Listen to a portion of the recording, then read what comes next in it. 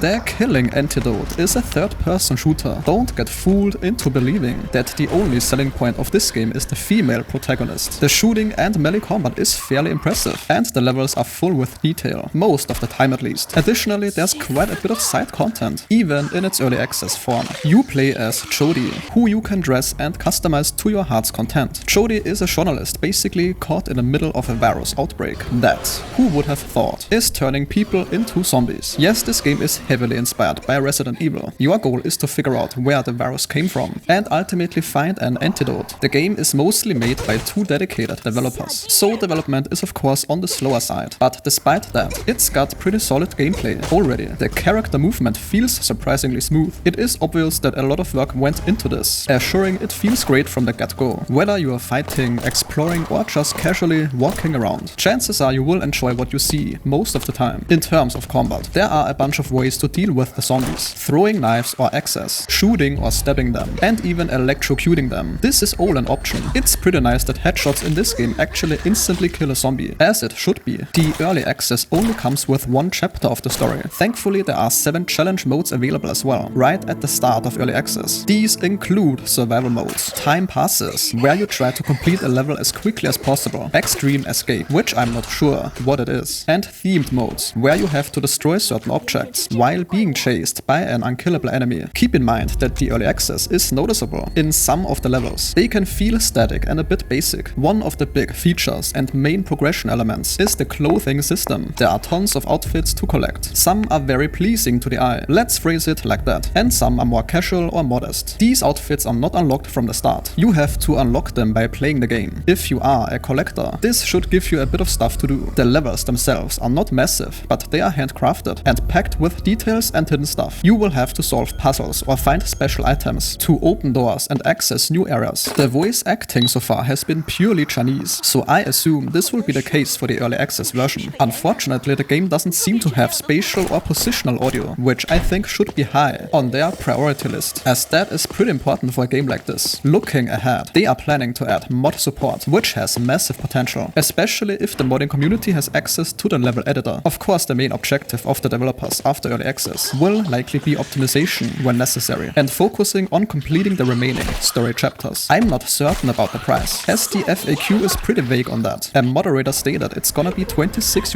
US, but I don't know exactly how official that information is. And that sentence concludes today's video. If your time was respected, a like or comment is very much appreciated.